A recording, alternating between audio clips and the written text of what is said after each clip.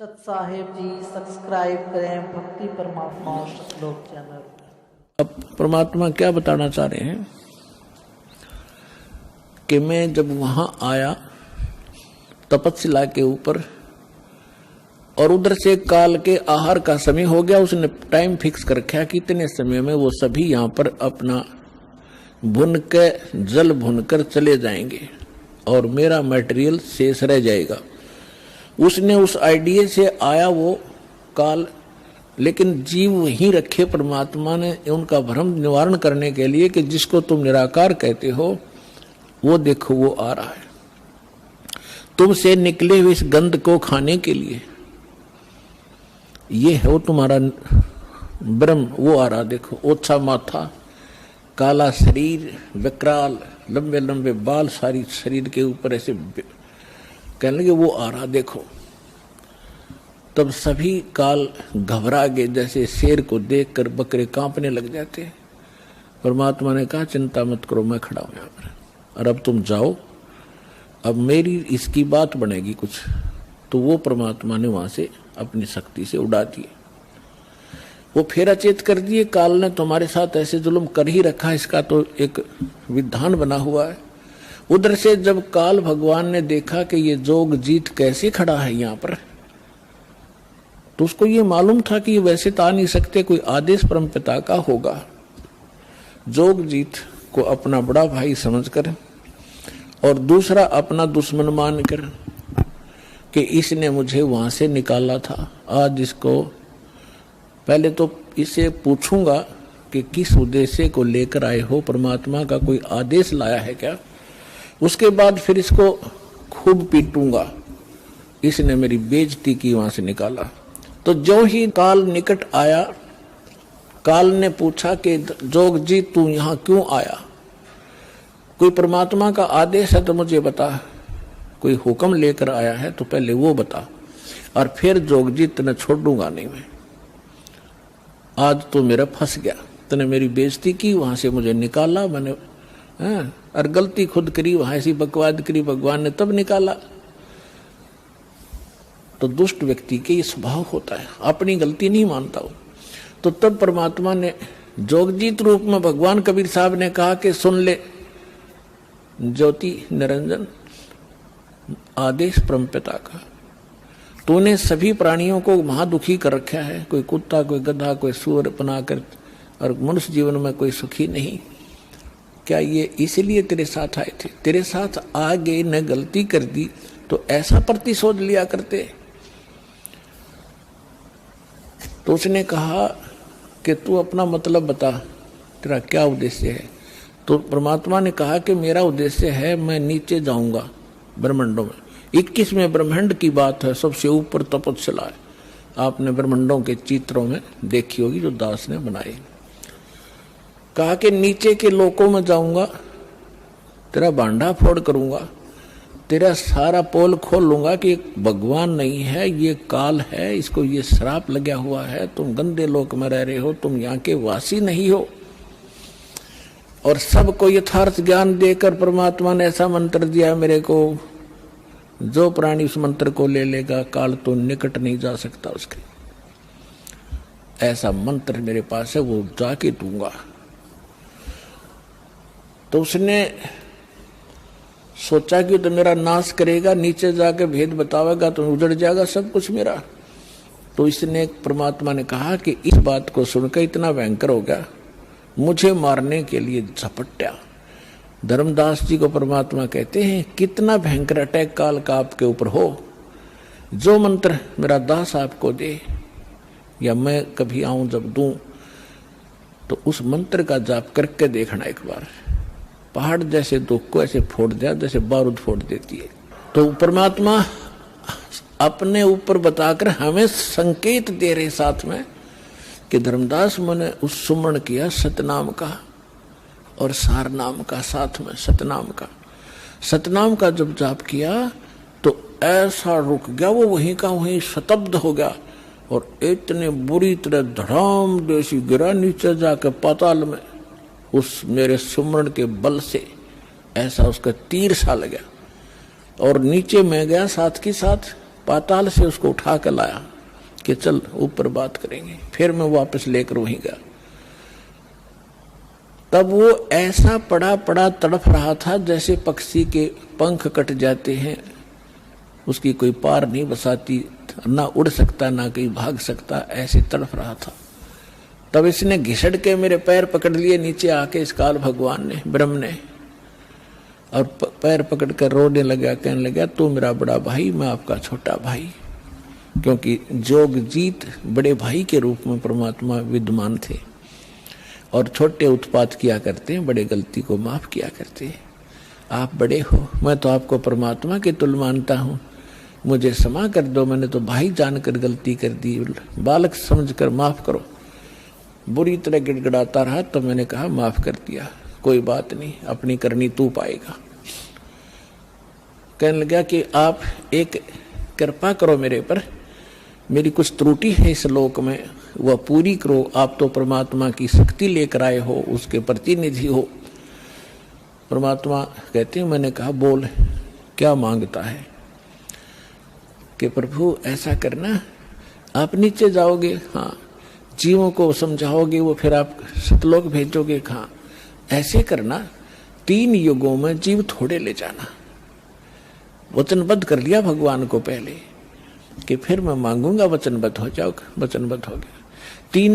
3 युगों में जीव कम ले जाना, चौथा युग जब कलयुग आवे तब आप कितने जीव ले जाना। और दूसरा ये कहा कि आप अपना ज्ञान ले बता करके अपना बनाओ, आपके ज्ञान को मान के हृदय से आपके साथ हो उनको ले जाना, बाई फोर्स मत ले जाना। मेरे ज्ञान को स्वीकार करके मेरी साधना करे उसको आप बाई फोर्स ना ले जाना। परमात्मा को पता था कैसे ले जाऊं, तुम पहले ले जाता, ये ऐसे वहां रह ही नहीं सकते, पहले थे ही ना ऐसे, तो पहले अपना ज्ञान से रंगूंगा और इनके अंदर इतनी भक्ति प्रबल करूंगा, जितने भक्तिहीन आप हो चुके हो इतने ही सामर्थ्य आपका पुनः इस साधना से बनाया जाएगा, तब आप वहां पहुंचोगे और ये ज्ञान सुनाया जाएगा, आपके हृदय में समाओगा, बिल्कुल सत्य है ये, तो तब वहां जा सकते हो, तभी वहां रुक सकते हो।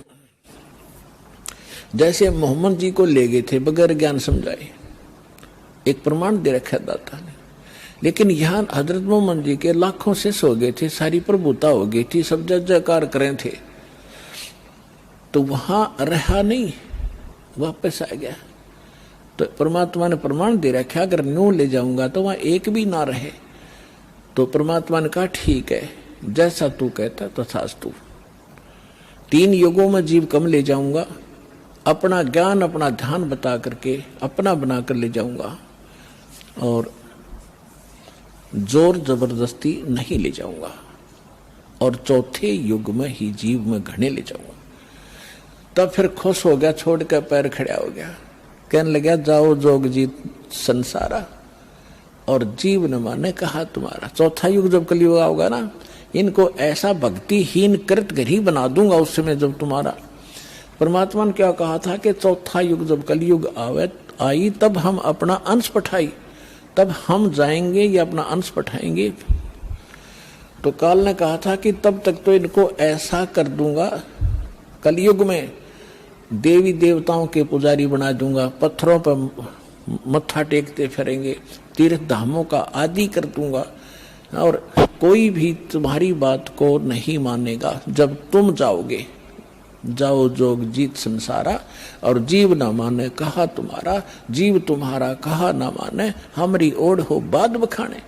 उनको ऐसे नकली झूठे रंग से रंगवा दूंगा अपने दूत भेज भेज के कि आप बताओगे सच्चा ज्ञान, और वो करेंगे विरोध। तू कहां से आ गया फिर माँ विष्णु महेश के माता पिता बताने वाला, सिर फोड़ देंगे तेरा और तेरे नुमाइंदे का, चले जाना। परमात्मा बोले यह चिंता तूने नहीं है, आपने जो मांगा हमने दे दिया, अब हम जाने और हमारा काम जाने।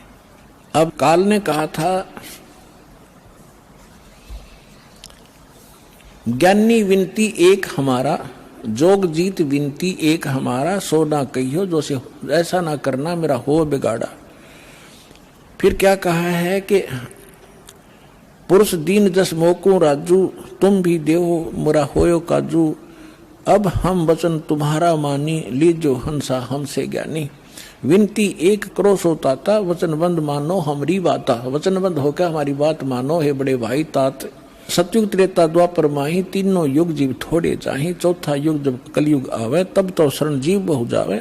ऐसा वचन हर मोहि दीजे, तब संसार गमन तुम कीजे। बिनती तोर लीन में मानी। अब आपको कबीर सागर को दिखाएंगे। अपने आत्माओं परमेश्वर ने धर्मदास जी से कह दिया था, धर्मदास मेरी लाख दुहाई। और जो मूल ज्ञान है, मूल मंत्र है और यथार्थ ये भक्ति विधि है, सार शब्द है, ये अभी किसी को बताना नहीं। धर्मदास मेरी लाख दुहाई, ये मूल ज्ञान सार नाम की तबार न जाई। मूल ज्ञान और सार नाम बाहर जो पढ़ी, ये बिचली पीढ़ी हंस नितर ही। और मूल ज्ञान को तब तक छुपाई जब तक द्वादश पंथ ना मिट जाई। काल ने कहा था कि जाओ जोग जीत संसारा, जीव न माने कहा तुम्हारा। जीव तुम्हारा कहा न माने, हमरी ओढ़ हो बाद बखाने। और फिर कहा था कि परमात्मा ने कहा था कि कलयुग में अपना एक कबीर नाम से पंथ चलाऊंगा और फिर मैं अपने जीवों को समझाऊंगा। तो काल क्या कहता है, हे साहेब तुम एक पंथ चलाओ, जीव उभार लोग ले जाओ।